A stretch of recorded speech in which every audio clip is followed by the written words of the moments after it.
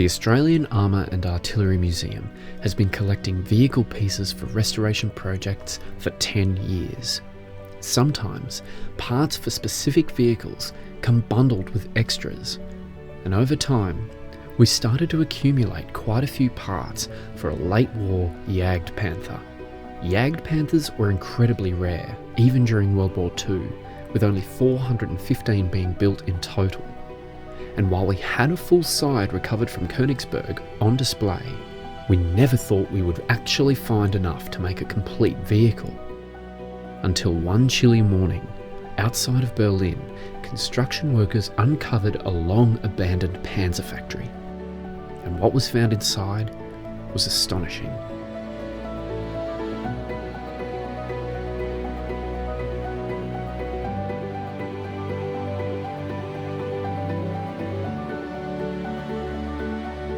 It was the Jagdpanther that could have been, but never was. Until now.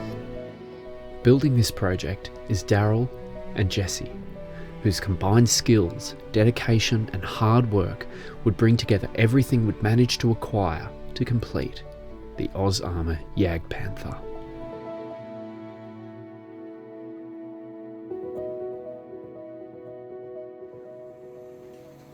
To begin, Daz and Jess fix up the pieces from Königsberg, which include the roof and the rear of the fighting compartment. So you've got the two hinges, these are tapered bolts. They've got these, you can see they're tapered in here so they fit in there nice and snug. Got two there. So what I've done is I've cut a bit of flat bar which was thick and I've tapered it with a grinder, added an extra bit of flat bar on the end to get that length and then tapered that too. So originally what they would have done is they would have just machined a bit of flat. So stuck it on like a milling machine and just milled it out in like 5 minutes. So that took about a half an hour with a grinder of just kept going back and forth, tapering it. So yeah.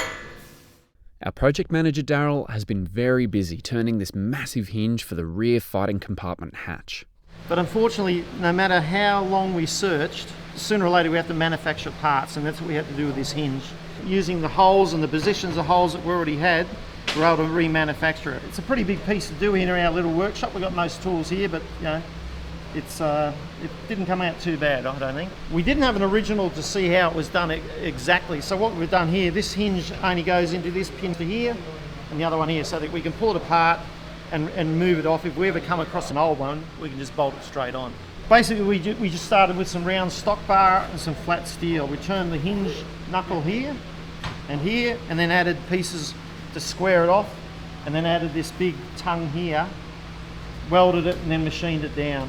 A hinge is something that's obviously tricky to get right, but something even as simple as a handle for the rear hatch takes time and a whole lot of heat.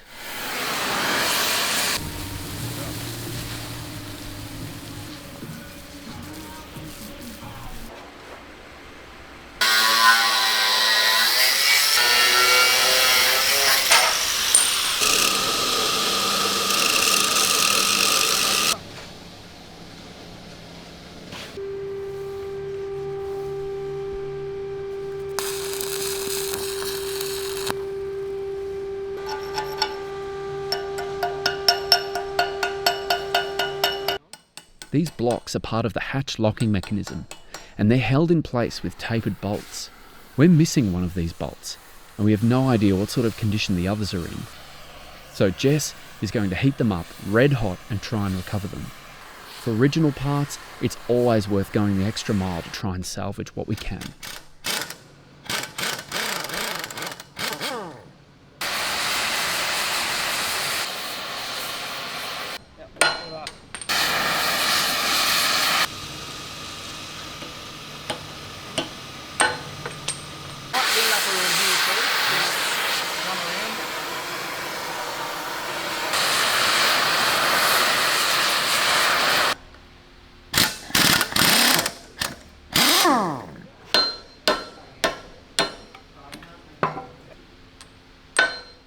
The bolts are in good shape, but Jess still needs to turn the missing one. We can calibrate the lathe to the specs of the original, so it'll be indistinguishable from the real ones.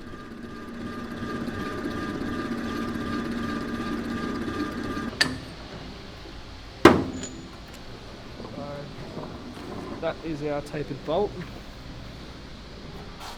See the heads? Part of the roof has snapped clean off, so we have to add in some missing sections. Jesse is turning it over now to run the final few passes of weld over the join. Once it's ground back and painted, it's going to be indistinguishable from the rest of the roof. As with the Tiger, stick welding must be used whenever working with armoured plate so that the join has enough flex in it to not crack.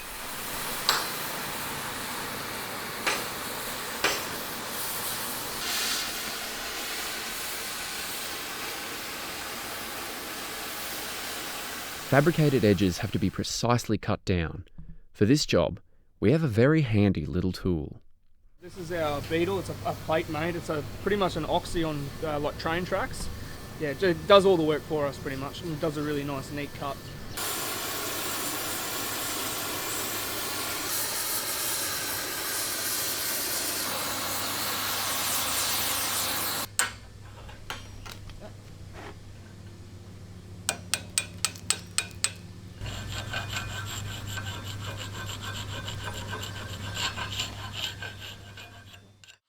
Fabricating something from brand new, it's easier to work with for one, and it's less time consuming.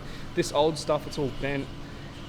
When you try bend it back to where you want it, it won't go there. So it takes a lot more heat, a lot more time, effort. But they're original pieces, so we want to use what we have. Anything that Rob gives us, definitely we want to use it.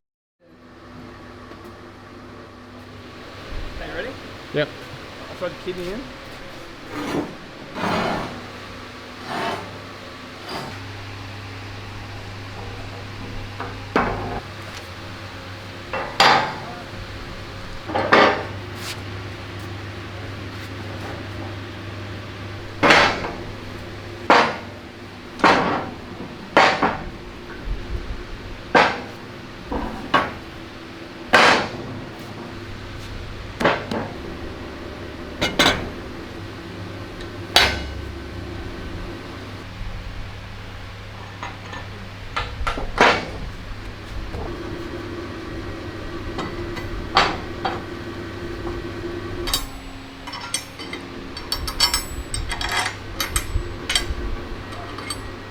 With just a few more little details like the hinges, the roof is all but complete. This front hull piece is from a large shipment of parts out of Eastern Europe. Its history has been lost to time, but we will give it new life in our Jagdpanther. You can just imagine the intensity of the blast that caused this piece to break away. It's going to take an equal or greater amount of heat, energy and pressure to bend it back to the way it was. So you can kind of see that it's actually not too bad this way. It's pretty flat. So we'll have to try push down here and get this twist out of it. Once the twist out of it's not in too bad of shape, it's broken through that stiffener too, completely sheared it off. The only reason this whole corner hasn't completely blown off is because this strengthener, this deflector, is still here and it's welded on. This is acting as all the strength currently. This piece of armoured plate is 40mm thick, and it's a really awkward part to work with. Pressing anywhere near that final drive protector will be extremely challenging and take a lot of heat. Before we can get started, all of the bolts will need to be removed.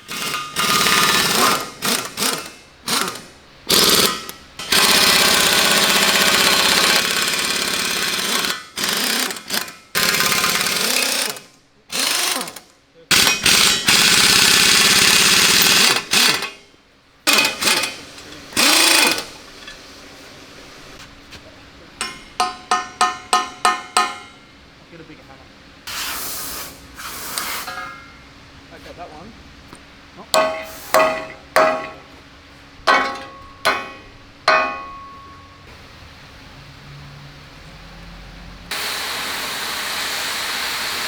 Satisfying, eh? Right. Just must have been the head. Once all these bolts are out, Jesse has to use a plasma cutter to take off all the old weld.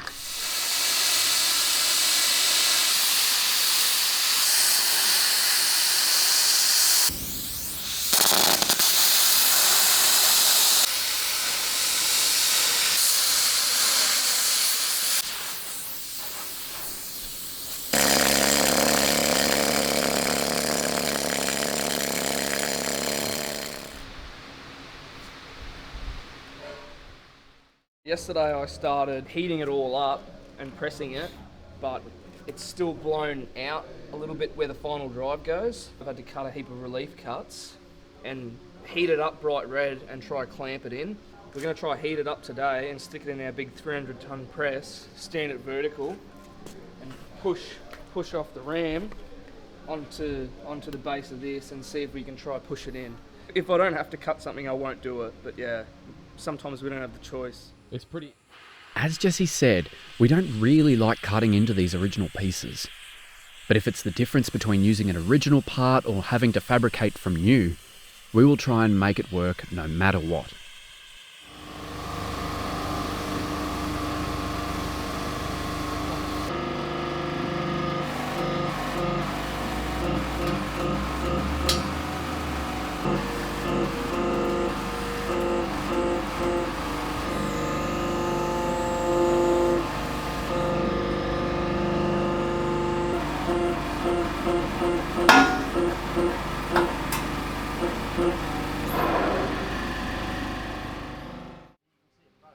It's not quite going to plan.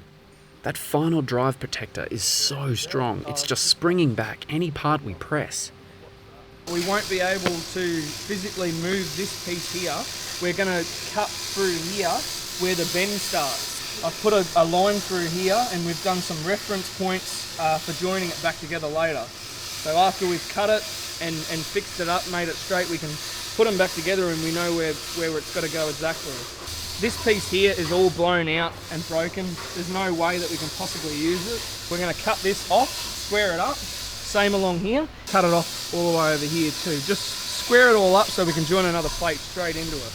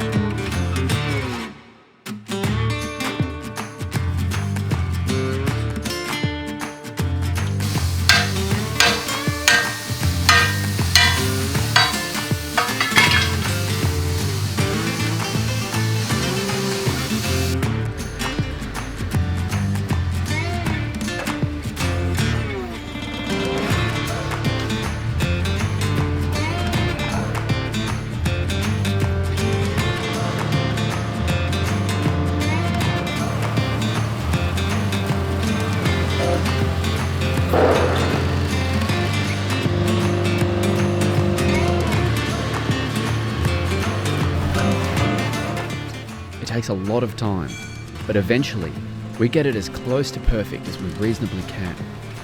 Now for the hard part. Since yesterday, I've had to stand it up and lock it in with our press. So now it's squeezed the gap right in. So it's holding it in place right now.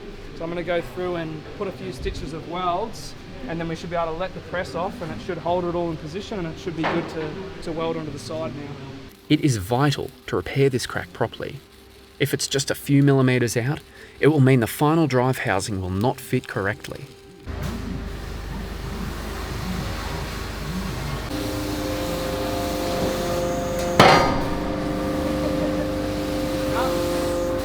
Well, sometimes things just don't work out, and that's all part of the process of restoring tanks. We've had no choice but to cut it into more manageable sections, trim it, square it up, press it flat, and then re-weld it back together. Before assembly, all parts of the lower hull had to be sent away to be sandblasted to remove rust and corrosion. The parts then have a primer applied to protect the bare metal from moisture. Now we have everything back, we can start to assemble the lower hull. We're starting the Jagdpanther hull sides. We've got to key the front in, which means we've got to stand one side up, get it nice and square, put our front in, and then once the front's all nice and square, then we can put our other side in. Daz and Jess have bolted these bits of plate into the workshop floor so they can keep the first hull side fixed in position.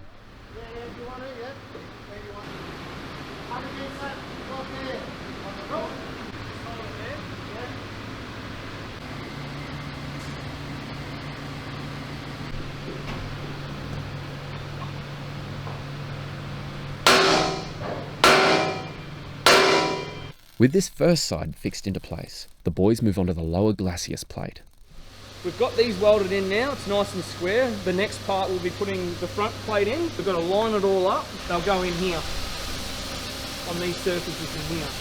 The Germans weren't super accurate with this. They've allowed themselves a lot of room to pack and play. So when we put it together, there'll probably be a bit of a gap all the way around, but that's how they did it back then too.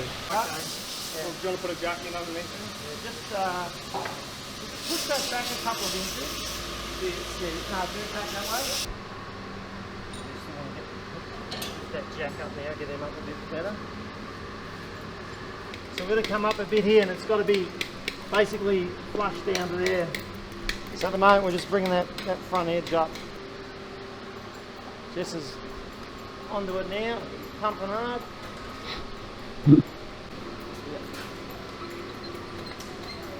Keep going.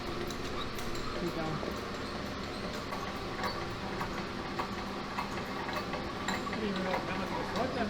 It was only 15 mil it was out with. Yeah. Might be just on the dad. There you go. That's going in. Yep, that's better. Yeah. It's just got to go in now. It's just got to come in now pretty much.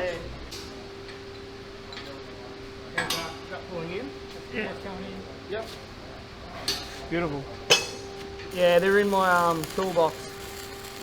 I got another one there anyway. It's all good. That was on the bench.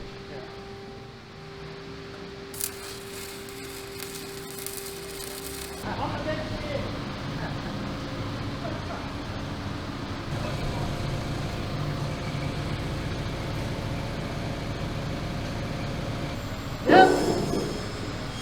Yep.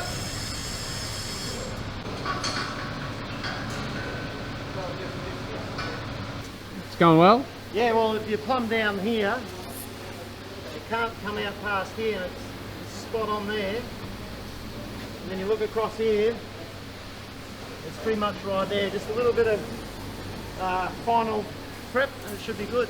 I'm very happy with it. These blue frames will act as braces for the vehicle. They're obviously not accurate, but since this will only be a static exhibit, they're necessary to maintain structural integrity. Everything is tacked in and secure. Now it's time for the floor to be hoisted in place.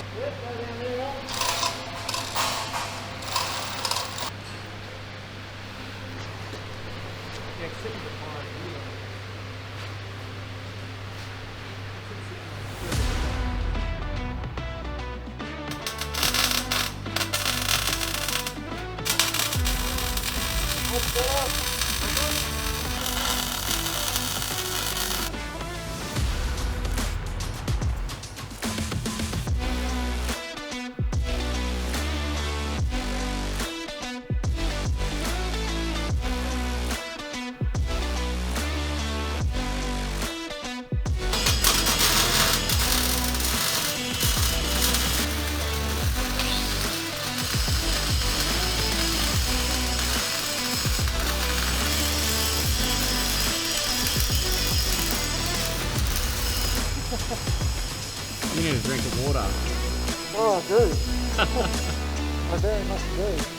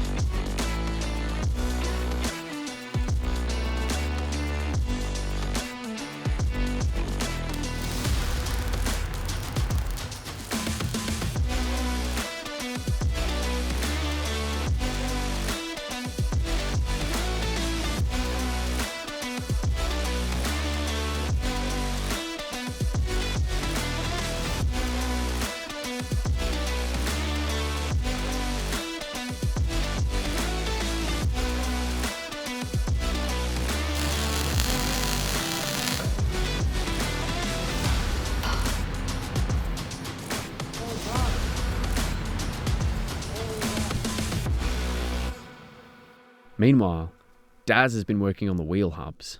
We search for, up to 10 years looking for parts, and sometimes we get parts that turn out not to be usable, and this is one of them. At the moment we're manufacturing a couple of hubs for our Jagdpanther. We don't have enough, we're going to make a few up. As you can see on that one there, that's not usable, and we've got a couple here that are slightly damaged that we'll be able to repair and use them. And this one here's blown out a bit, must have been hit by a mine or something. This is a Panther Wheel Hub, and they're quite good. You don't have to take the wheel hub off to get the tyres off, or the wheels. They just mount through like this, locate on there, and then they're bolted through. On the Panthers, they use the same wheels for inner and outer, they just turn them round so the dish creates the offset. There's another wheel that'll go on the front here, and it'll be dished in like this, so this will be an inner set, and then if they want to go the opposite way for the outer set, they just go on reverse. They've got these little tabs here that lock them on so that you don't have to reach behind to hold the nut. Quite different to the Tiger. The Tiger's really hard, and when the boys did theirs, I was looking how they were struggling to hold like what we call bananas in place, or they get bolts through. They've obviously fixed that issue when they designed the Panther. Even though we have mostly intact original wheel hubs, the few we need to make are a lot of hard work to get right. I'll just basically show you how these go together. We've got the flange, part 1 of the hub, part 2 of the hub, then we put the spacer, then we put these two already joined together, they locate on top like that, and basically we weld all that together and that makes our hub. Usually, road wheels we obtain are in a poor state and require extensive repairs, but somehow we've gotten lucky and only a few of these need work to bring them up to standard. This select few wheels that we've got, these are the ones that have got to have a little work done to them. This was wedged rock solid in there. I had to heat it up and hit it out with a hammer. So this wheel here is good to use now. But this one here, we've got these inserts that have been welded into them. We think that these wheels were taken obviously by like a farmer or something and retrofitted onto a bit of machinery. You can see that was the original hole there. What they've done is they've added a blank in and drilled some new holes. So we'll have to cut these blanks out and make sure that we can still use these hole centers on the insides. This one here, you can actually see they've welded the original holes up on us, which has made our job a lot harder. So you can see the original holes are there, and that's where they'd be if you could see it. So what we'll do is we'll grind the paint off and we'll try to find the original holes, line it up, just put it on.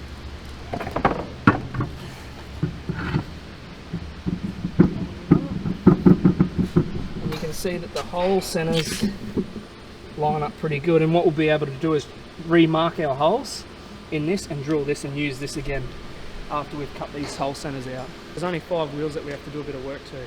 We're really lucky, really lucky.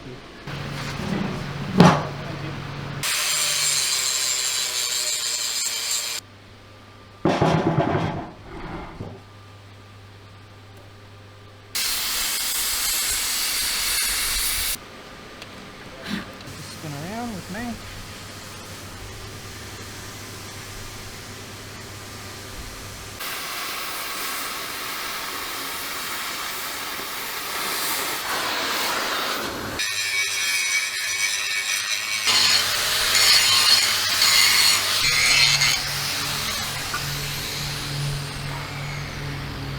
I've acquired so many really good condition wheels, so to only do work on 5, that's really lucky, really lucky.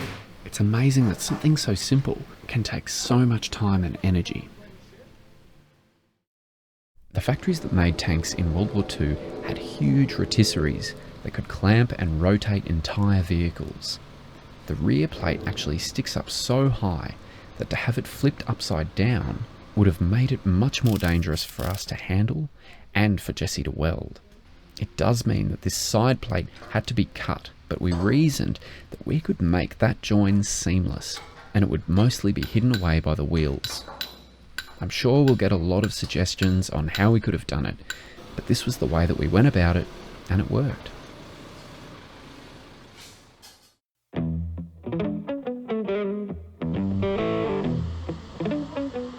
rear plate has a lot of covers for track tightening screws, exhausts and other openings. We have mostly original pieces that were in pretty good condition. One of the covers we needed to make, and the rest did need a little bit of work.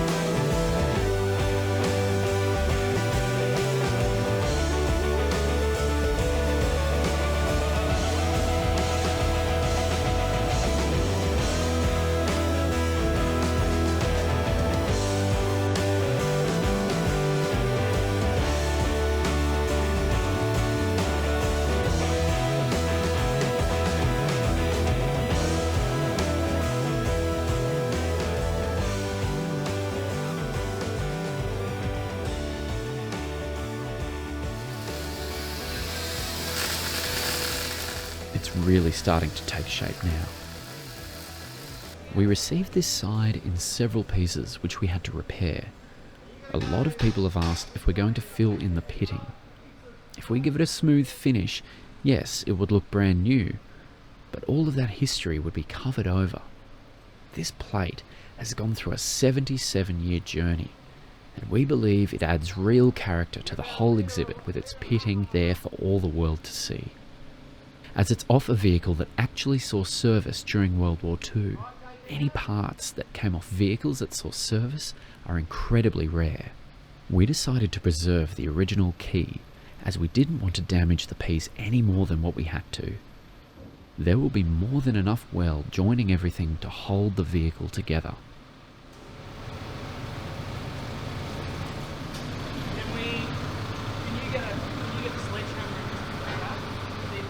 No matter how much time I spend here, those sledgehammer adjustments always make me jump.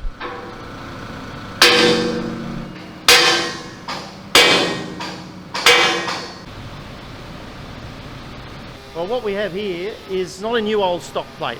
It's a plate that came off a tank that was used during a battle and was battle damaged. All these fixing points are extremely helpful, because as good as we can get pictures and that, you're still only just guessing or measuring off it. You can be out 20, 30 mil just by scaling, but having these actual mounting points that still show through, even though the plate's rusted, it's just fantastic that all those reference points are there, and that makes our job easier. There was one break, and then it was actually cut to get it here. We don't know who cut it, but we ended up, someone must have cut it to fit in the back of the ute or whatever.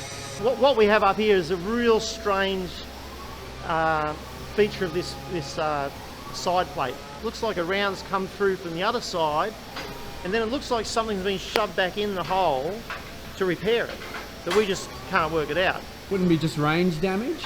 Well, we don't believe this is a ranged piece, because it's only one penetration, so we're assuming that was either knocked out during battle or blown apart by wreckers, and then the plate was too heavy to remove and it just sat in the ground where we got it from. I'm only guessing what they've done, but I assume they've just packed in some old bits of steel packer just to fill the hole as quickly as they could. Whether to get the tank back serviceable or not, we don't know. That's part of the history that's lost. But when you look at this, it just hasn't happened by itself. That's a big hunk of slag or really rough welding. There's definitely a machined piece there, could be a part of a bearing casing or something. And then there's another piece in there which we just don't know. But it's really strange. It's part of the history of this tank that we'll never know. Finally, Jess is going to fit the machine gun ball mount. We're not sure how much it weighs exactly, but between 150 and 200 kilos would be a conservative guess. Jess has to weld on a lifting lug. It may not seem like much, but a general rule is that 1 inch of weld will hold 1 ton. Regardless, he maintains a good distance away, just in case.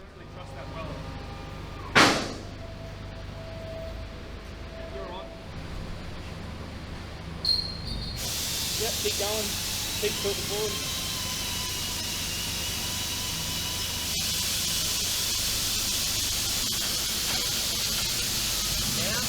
Yeah, go down a little bit more.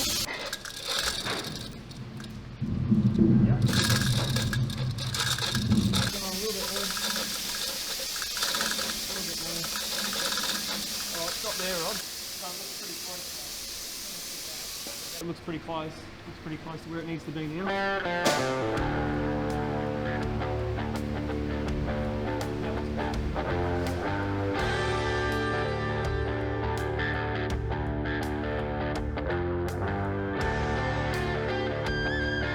This is the rear of the Superstructure.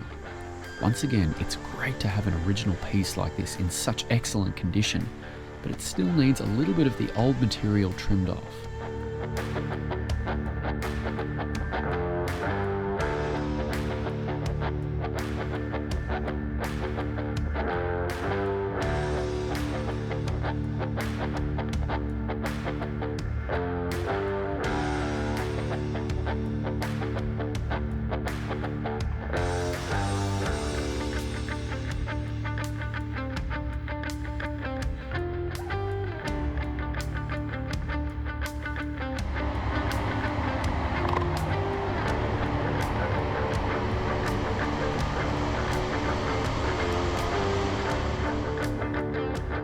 These bolts aren't going to be usable, so Jesse is going to have a crack at turning out some new ones on the lathe.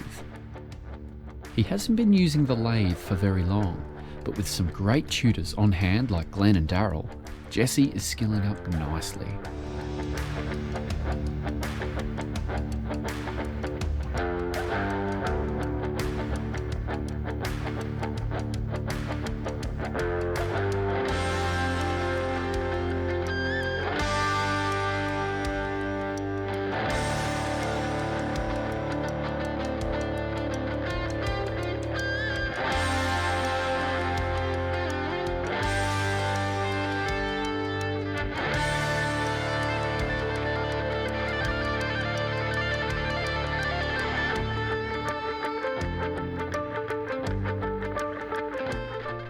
very nice. Next up is the track tensioning system. We haven't got original gear for this, so instead we'll be fabricating some new parts and using some leftover tiger pieces that we had spare from that restoration.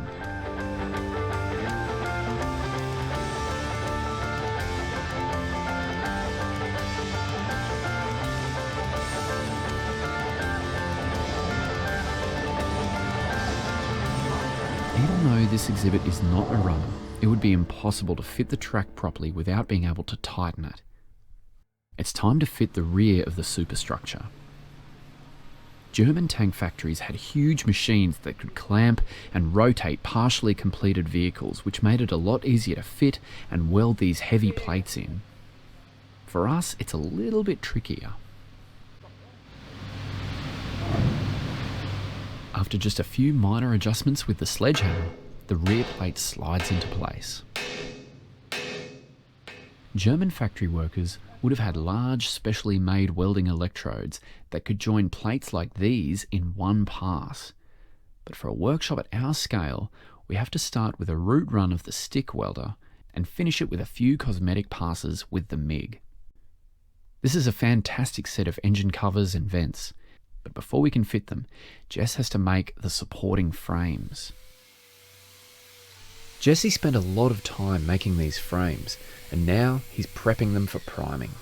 We didn't really have any measurements or photos or anything really to go off with the back supports that hold the decks. I've laid all of our original decks out on the floor, got measurements and everything, and I've designed a frame just to hold it. It's not exactly how it would have been made, but it's what we needed to hold our decks up because we don't have our engine and everything fitted.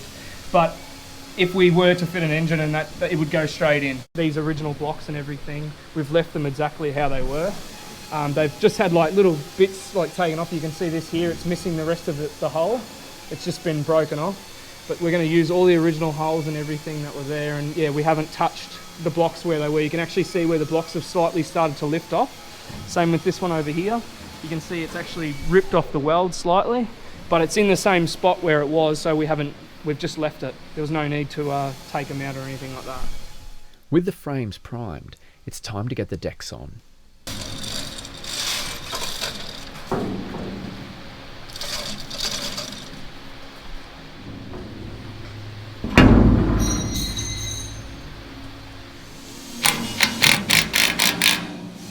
A little bit.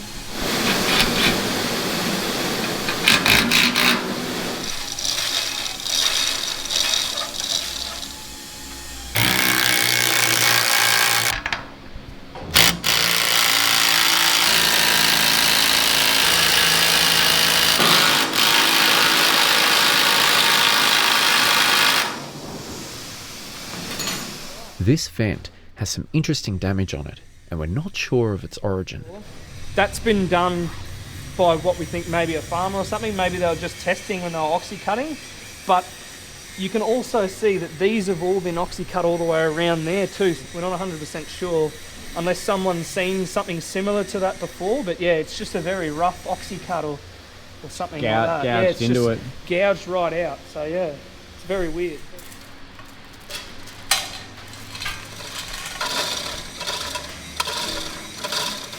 The vent plate on the other side is not quite right for our variant. We've got these original plates that bolt onto the back deck supports.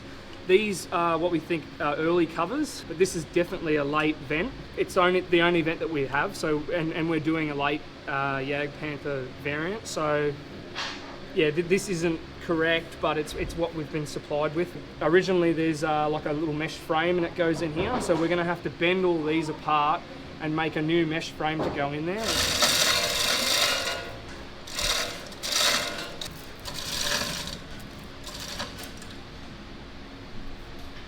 Pretty close. They've trimmed them. A lot of these vents, they've oxy cut them down. So you can see here they went along and they've cut here, and they've trimmed it here too. They've all been lightly altered. But this one here, they've cut most of the lip off. Like it's completely gone. We're not sure why they would have done it. It must have interfered with something, but they've completely cut it off. You right? Yep. Can't lift that. No, I can, but it's heavy.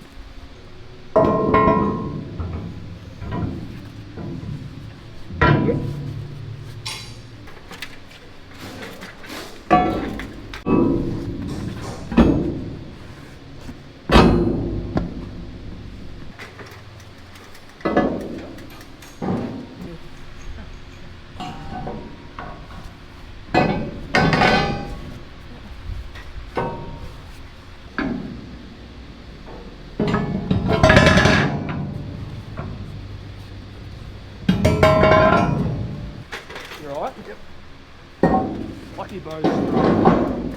Yep, that's good.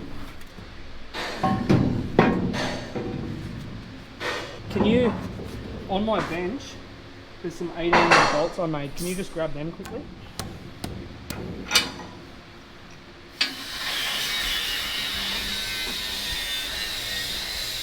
Even though there's still quite a bit left to do, it's really exciting seeing it all come together.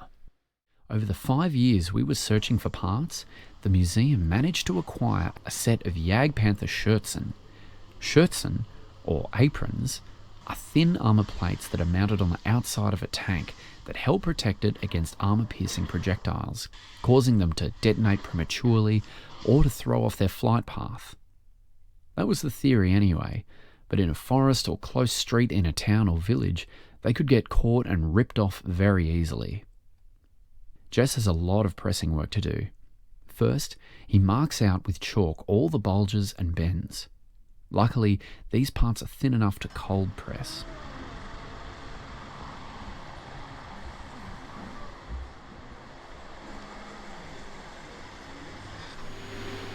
Next are the mounts for the Schürzen. Try as we might, we could not find usable ones anywhere, so we had to bite the bullet and make them ourselves. They have to be pressed out of one solid piece of metal, so it took quite a bit of planning and CAD expertise to get right.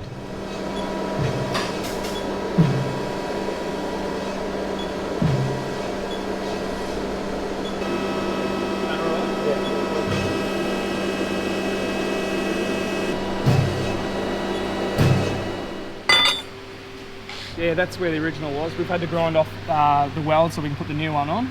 But yeah, you can see where the weld was. Went along there and then across there. You can see along the top where the rusting and pitting is.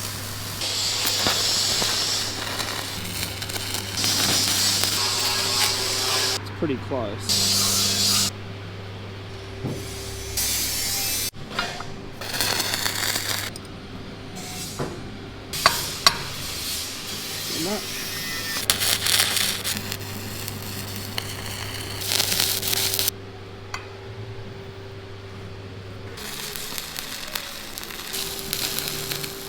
As Jess welds these mounts in, Daz puts the finishing touches on this small platform that sits between the armour plate and the Schürzen.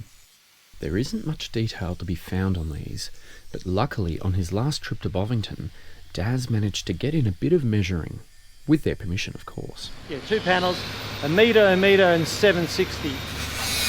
Well, 3 pieces welded together to make that length. I'm just placing these wedges in to keep this step that we're fitting on the side of the Jagdpanther now, just to push it in as tight as we can get it into the side here. This side's got a bit of divot, you know, a few divots and that from where it was rusted away, so we're just trying to get in as firm as we can so there's no big gaps. The platforms are secured by being bolted to the Schürzen brackets. It's quite a large bolt, and the steel of the bracket is quite thick, so Daz is going to have to use 3 different sized drill bits to reach the desired diameter.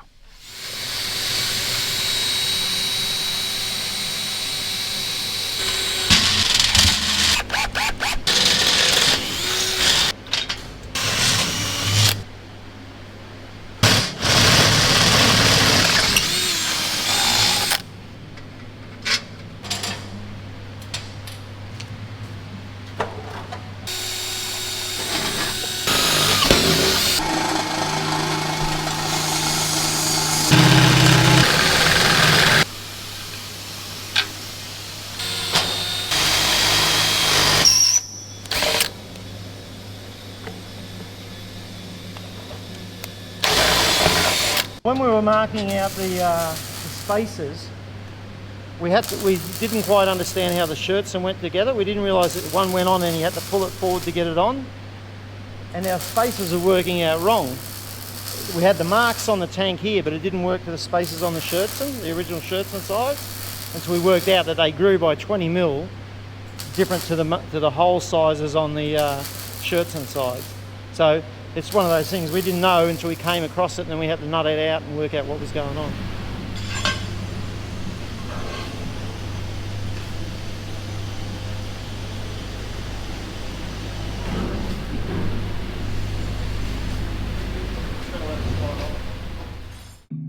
Time to get painting. We aren't doing the entire vehicle just yet. We haven't even chosen a paint scheme.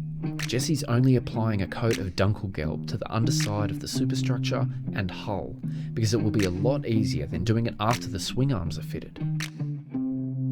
This next step is very fiddly. Daz and Jess have to set up our swing arms and shafts. Our vehicle is not being made into a runner at the moment, so we have designed a suspension system that is fixed and will hold the Jagdpanther's weight on flat ground. This means the lads have to put a wheel together and carefully calibrate each swing arm to its correct height.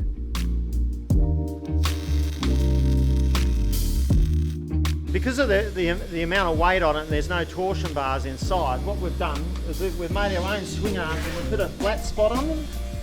So the flat spot should take the weight, otherwise if they were round, they just tear off on the welds possibly and just collapse down, sink down. So what we've done, we've put a flat bit on them, so that'll actually stop it. If it does take a bit of weight, it'll only turn so far.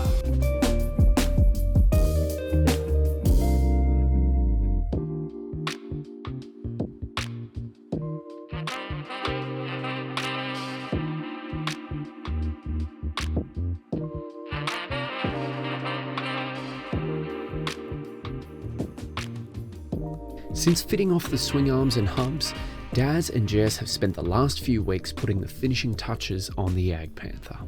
The devil is in the detail. Jesse is working away at this clip for the wire cutters, which are mounted on the rear of the vehicle. Jess puts in a final run of weld, and presto, looking good. But there is still a lot to make before we're ready to paint this thing. We searched high and low for many years for parts, and in all that time, we never saw a single mudguard. They're really tricky to fabricate. They're curved and have strengthening ridges pressed into them. Daz and Jess are good, but sometimes you need to phone in the experts, like Mick from Mariba, and I think you'll agree, he did a fantastic job. Both of the mudguards are slightly different. This one has to accommodate a headlight, so Daz has to make some minor modifications. That's what that mounting plate is for. It looks as though we'll need to cut more of the mudguard away for the light to fit properly, but no, this is all correct. The light has to be packed to the same thickness as the steel of the mudguard.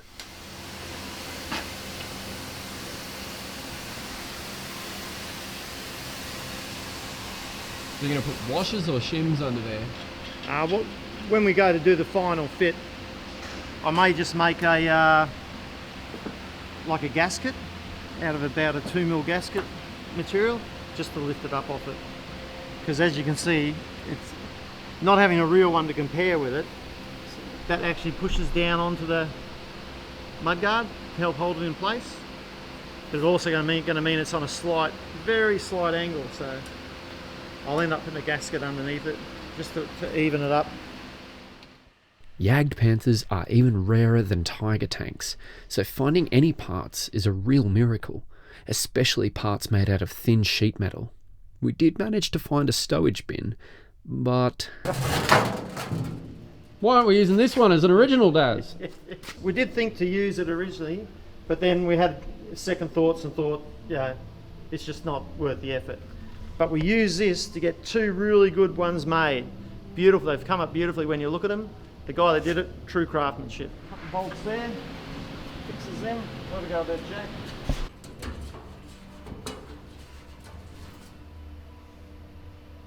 Well, they even pressed the back, which no one will ever see. Yeah. Wow. And then these are mounted differently to our Panther, the earlier Panthers. Earlier Panthers have clips that come over the top and hook over the the rear. These ones are actually on little saddles that drop in and are fixed with bolts at the bottom. Heavier parts are far more likely to survive the test of time. We're able to source a really good condition jack. Had like little to no work to be done on it. Still works perfect condition. You can wind it in and out, no dramas. What tank is it off? Off a Jagdpanther. Really? Yeah. It's an original Jagdpanther jack. Well, we're pretty sure. It's a 20 ton jack. So you've got a bit of flat bar running at the back, and then you've got like a U-shaped flat bar that runs along the sides here. I had to turn a bit of round bar to act as like a hinge in here, and then I had to turn another bit of round bar for a wing nut, and then we've just chucked a bolt on this side. So this just folds, if you undo this, it just folds up and down, back and forth. We were able to source 2 really good condition C-hooks that I really didn't have to do anything to. One of them had to be heated a little bit just to get it to move up and down, but it was really, really easy. A little bit of WD-40 and a little bit of heat, and I just freed it straight up. I don't know if you can see, but right there is where the join is. So that is original, that bit there, and then the rest of it was fabricated. This is actually an original mount, which is pretty cool. That's unreal. You know, considering we only had a little piece of it, it doesn't matter. It's still, still usable. Okay.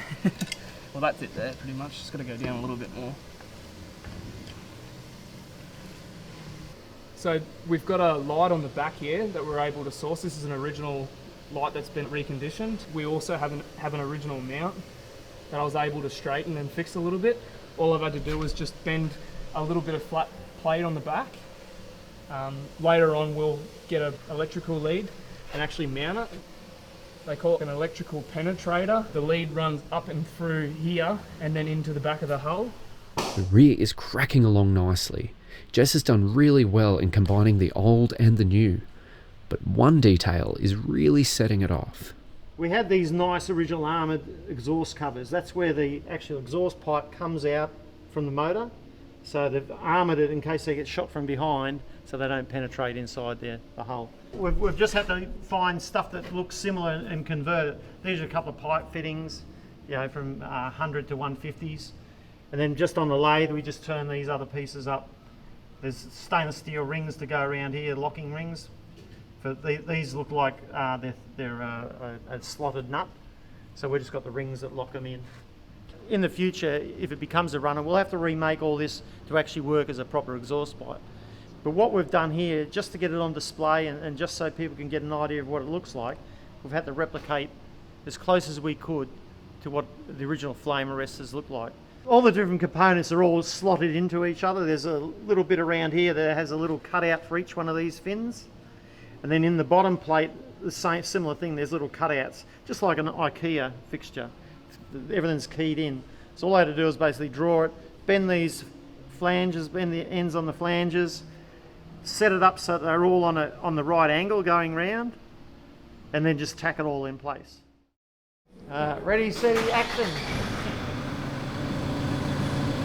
Daz and Jess have had this piece assembled for a while now. You might be wondering why not rig it from the lifting point on the mantlet. Well, the thread inside is badly corroded, and we just don't trust it. Just start straightening it up and going back. Yeah. We need to go, you only got 440 sides if they really need.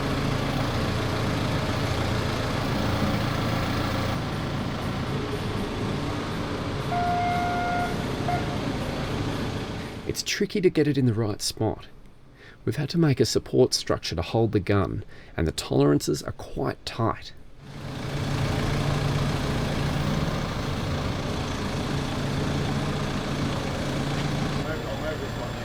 Yeah, you're right. It's got to go when it is, Jeff. It's got to be up about on the fire. I'm going to go a bit more higher.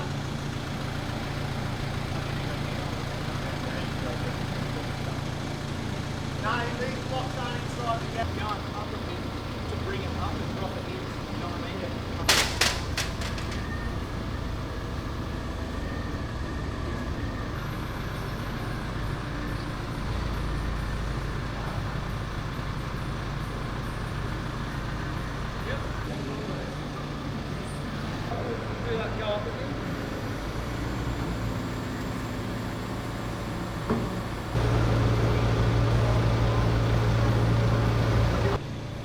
Smooth operation, Jesse.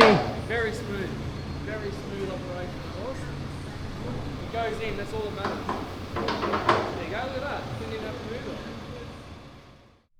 After the gun mantlet, Daz and Jess fit the final drives. In the future, after we find suitable torsion bars, a gearbox, differential and an engine, these will need to be taken off, stripped down and completely restored. But for now, while we look for these parts, they will look fantastic as they're on display in the museum.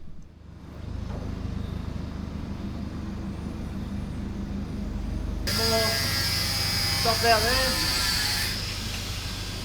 You've got to be about here, I think, Jess. I'm going back. Just go down a fraction.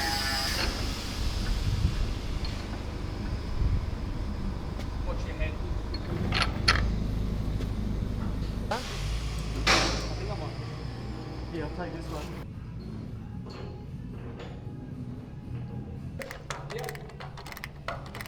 Huh? Ready in? Yeah. Lucky Jess isn't claustrophobic. Just stop for 1 sec.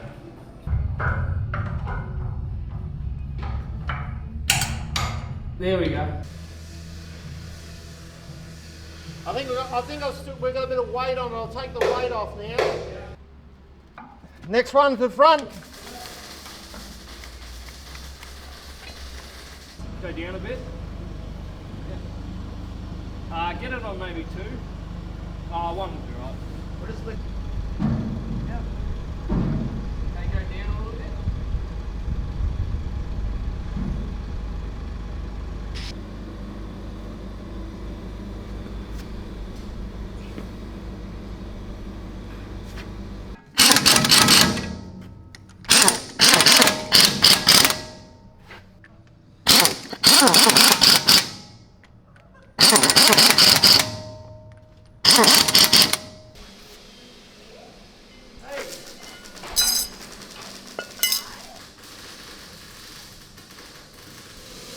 One more to go. Yeah, one more to go. One more to go. Don't worry, we won't put you through another final drive bolt-on sequence, but you get the idea. It's heavy, fiddly and time-consuming, and that pretty much sums up tank restoration. Bo took a break from the Stug 3 he's working on to give Jess a hand. We don't have shop drawings, but we were able to scale most things off Hilary Doyle's excellent manual, Panzer Tracts number 9-3, Jagdpanther. Do you need... I'll leave that out. They divided up the list and got to work. Jess started making the grenade mesh for the rear deck vents, while Bo got to work making these towing cable brackets.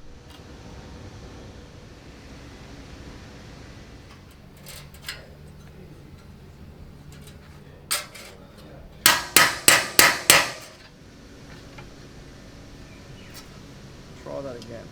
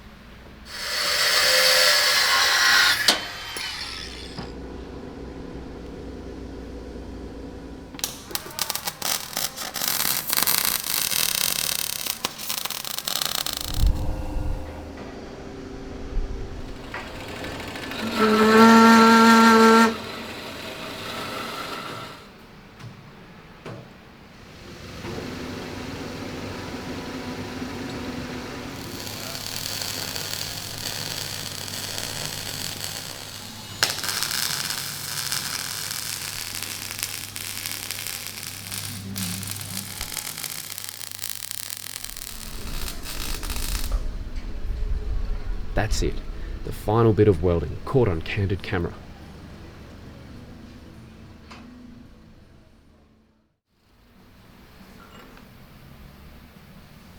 We couldn't find a lot of details on these mesh screens anywhere, so Daz designed them in CAD and Jesse assembled them.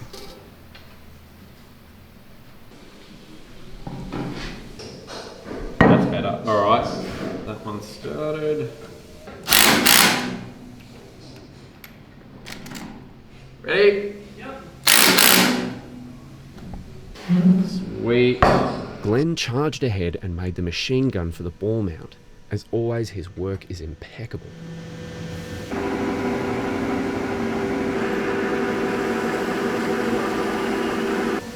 Finished product. Wow. Not bad. Got the flats on it.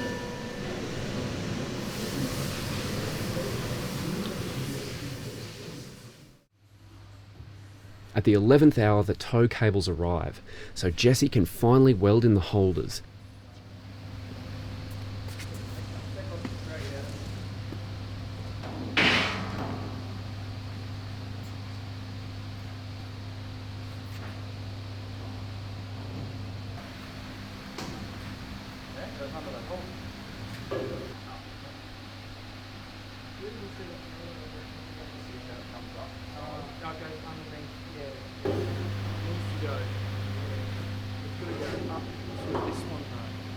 Obviously, it isn't as flexible as the original one. Yep. Lean button.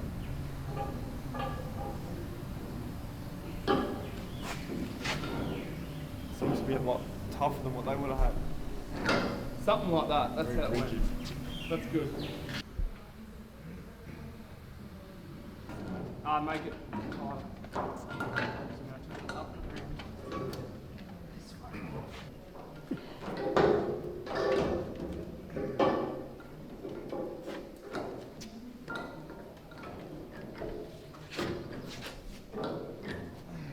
It works.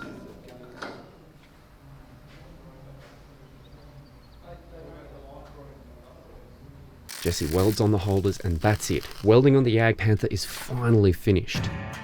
Now it's time to finish off the Dunkelgelb.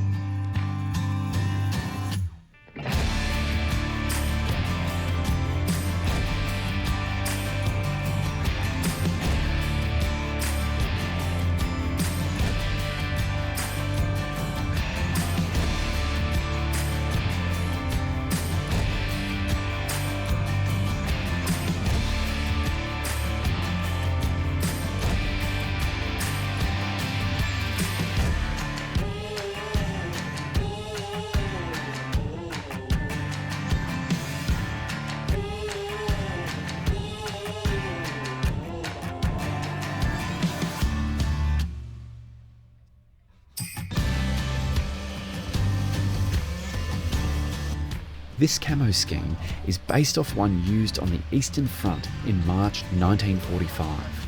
I'm not stressed at all. Not one little bit. You don't look stressed. No, not stressed.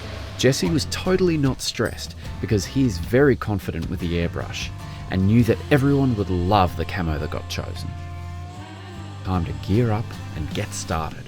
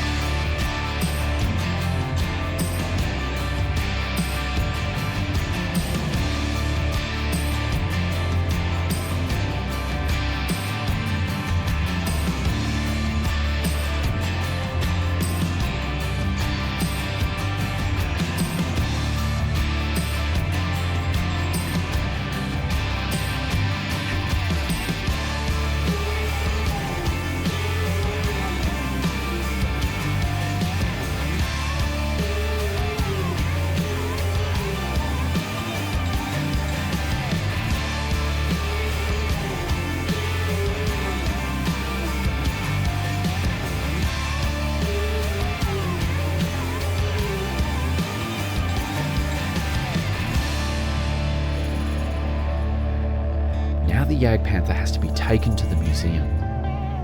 We've learned a lot since taking the Tiger over from Glenn & Beau's workshop last year. This time, we'll take it over all the way on the trolley.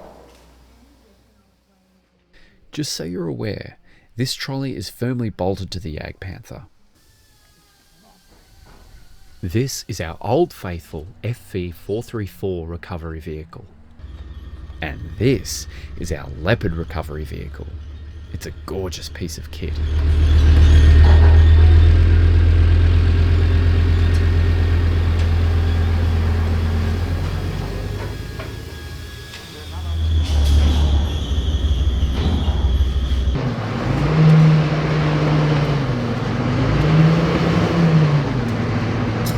That's our assistant museum manager, Jason.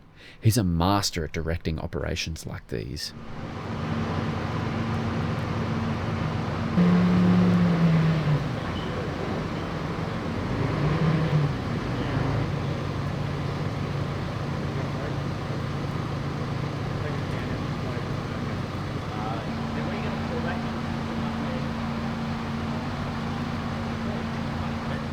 By taking the Jagdpanther through Glenn & Beau's shed, we can drag it in a straight line from the workshops to the museum and avoid any risk of it rolling over, dragging it diagonally along the slope.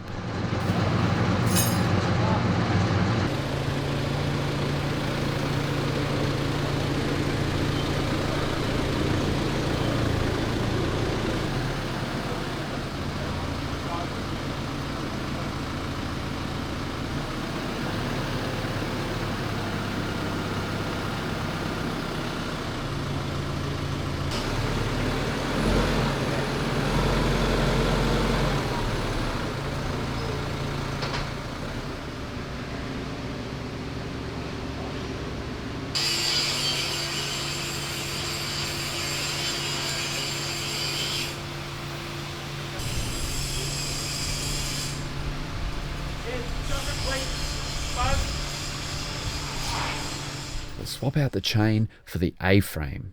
With this, the Leopard recovery vehicle can safely drag the Jagdpanther down the hill out of the workshop and then up the hill into the museum.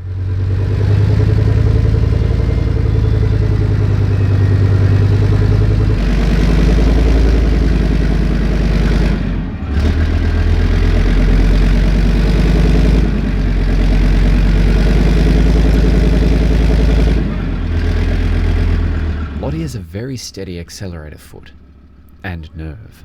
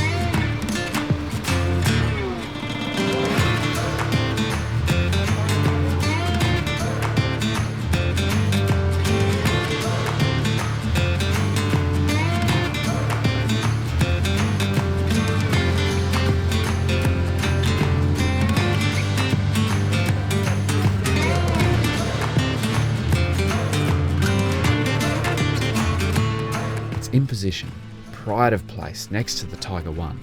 Now for the assembly of the hubs.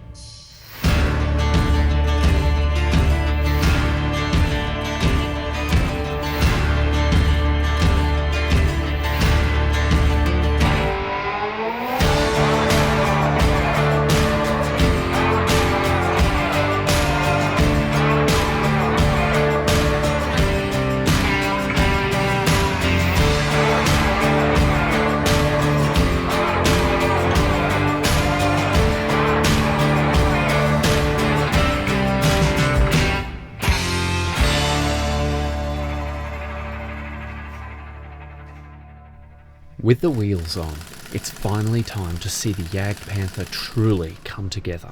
Daz and Jez are on the final stage of the build. This track is what was originally fitted to our Panther.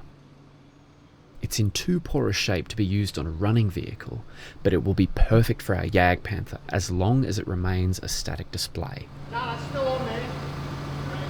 Let's just drag it. Stop leaving marks are okay.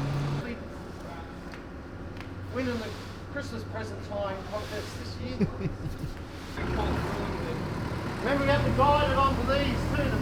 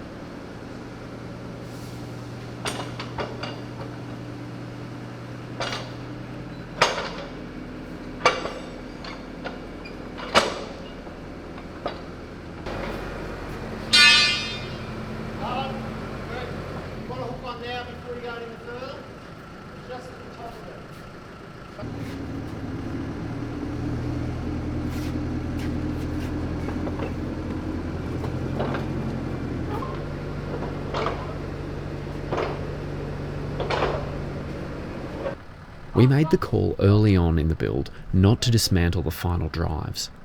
We had a feeling it would make it somewhat tricky to fit the track, but as you'll see, it actually worked in our favour.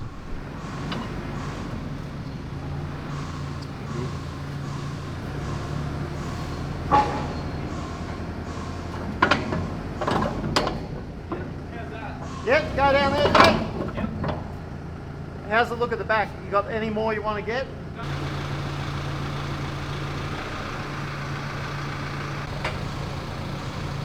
Yep. I'll tell you what, Jason.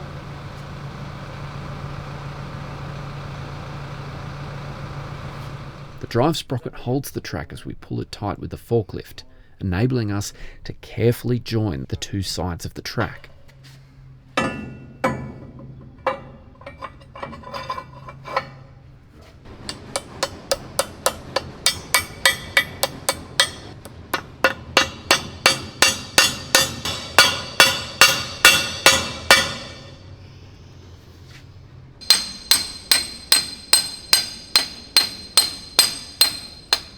Rightio, just... Yep. Say when? Yeah, go. Beautiful, like I bought one.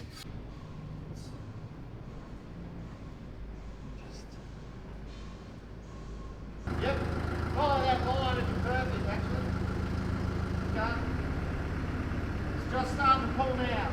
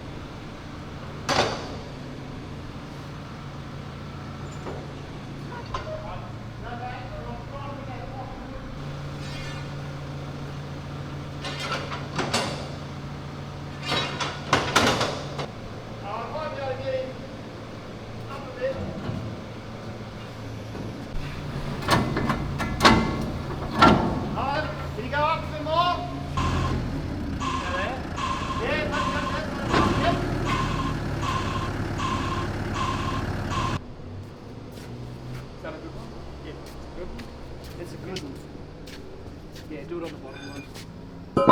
Should we put her in the end? What do you want? Bloody wheel. Oh no. Go on in. Now we're in. Yep, there we go. Yes, boys. This one. This one's really easy. The thing drops straight in.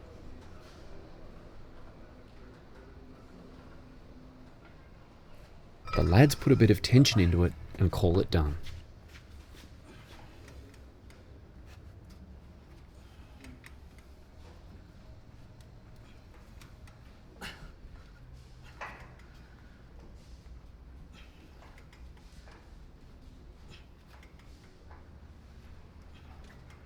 What size spanner?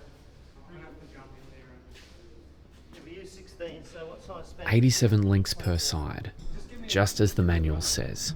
Yeah, but Time to drop the trolley and stands and see if Daryl's fixed suspension system actually works. I mean, of course it will, but it's still a tense moment.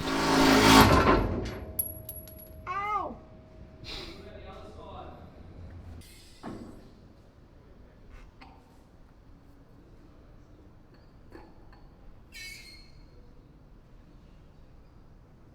Go all the way.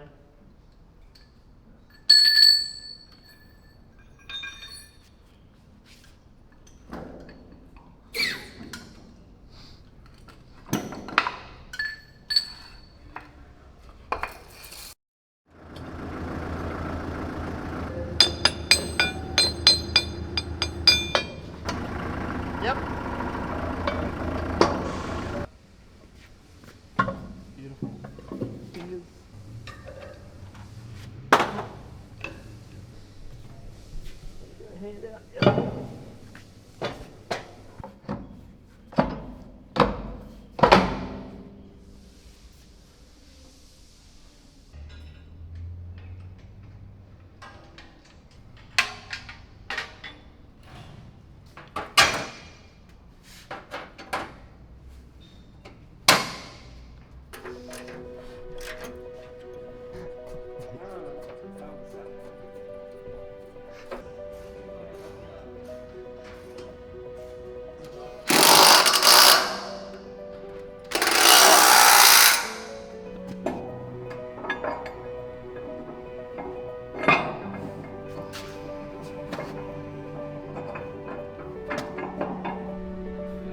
Yeah.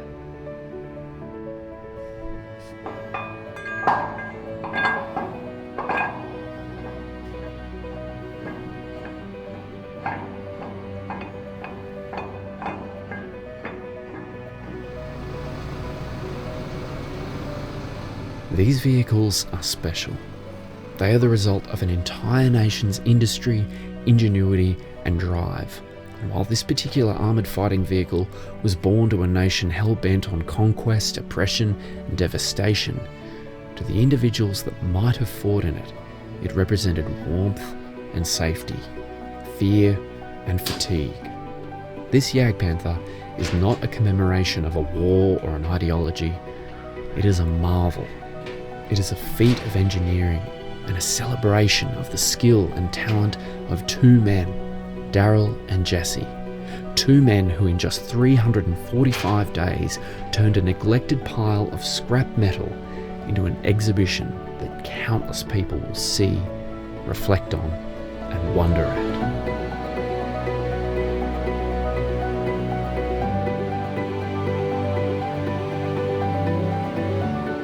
In many ways, it is a work of art.